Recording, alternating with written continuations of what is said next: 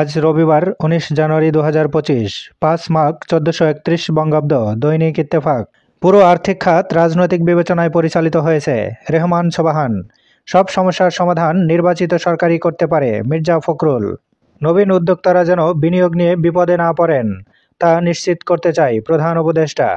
অর্থনৈতিক সংস্কারে সরকারের মনোযোগ নেই, ডক্টর দেবপ্রিয়। জিয়াউর রহমানের ৮৯তম জন্মবার্ষিকী আজ। ঐকমত্যের মাধ্যমে মানুষের ভোটের অধিকার নিশ্চিত করতে হবে, তারেক রহমান। আবার মোটরসাইকেল দুর্ঘটনায় প্রাণ গেল ৩ আরোহীর। পৃথক সড়ক দুর্ঘটনায় আরও ৩ জন নিহত। বাংলাদেশ নিয়ে এপিপিজি রিপোর্ট, একতরফা বর্ণনা, রূপা হক। দ্য হিন্দুর প্রতিবেদন, শেখ হাসিনা স্পিকারের কাছে ক্ষমতা হস্তান্তর করতে চেয়েছিলেন। বাংলাদেশের ভবিষ্যৎ নির্ভর করছে ট্রাম্পের প্রশাসনের উপর, নওফেল। দুষ্প্রাপ্য বিনামূল্যের বই সহজলভ্য দোকানে। ইরানে সুপ্রিম কোর্টের 2 বিচারককে গুলি করে হত্যা। প্রতিদিন দৈনিক পত্রিকাগুলোর শিরোনাম জানতে লাইক, কমেন্ট এবং সাবস্ক্রাইব করুন।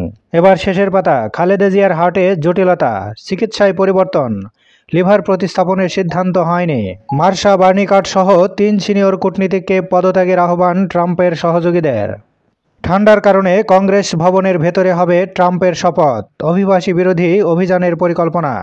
2 প্রতিষ্ঠানের যৌথ গবেষণায় তথ্য, বায়ু দূষণে বছরে মারা যাচ্ছে লক্ষাধিক মানুষ। কম ওজন নিয়ে জন্মাচ্ছে 7 লাখ শিশু। অকাল প্রসব হচ্ছে 9 লাখ মায়ের। মেডিকেল বোর্ড গঠন, কাজী নজরুল ইসলামের নাতি বাবুল দগ্ধ আইসিইউতে ভর্তি।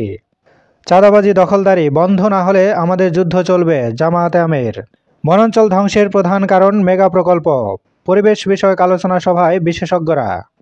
চাঁপাইনবাবগঞ্জ সীমান্তে 2 দেশের স্থানীয়দের ইট পাথর নিক্ষেপ, বিএসএফ এর সাউন্ড গ্রেনেড। দ্রুত নির্বাচনের ব্যবস্থা করা উচিত, মির্জা ফখরুল। চেয়ারপারসনের কার্যালয়ে সংবাদ সম্মেলন। ছাত্রলীগের বিচারের দাবিতে ছাত্রদলের মার্চ ফর জাস্টিস কর্মসূচি। গাজায় আজ থেকে যুদ্ধবিরতি কার্যকর।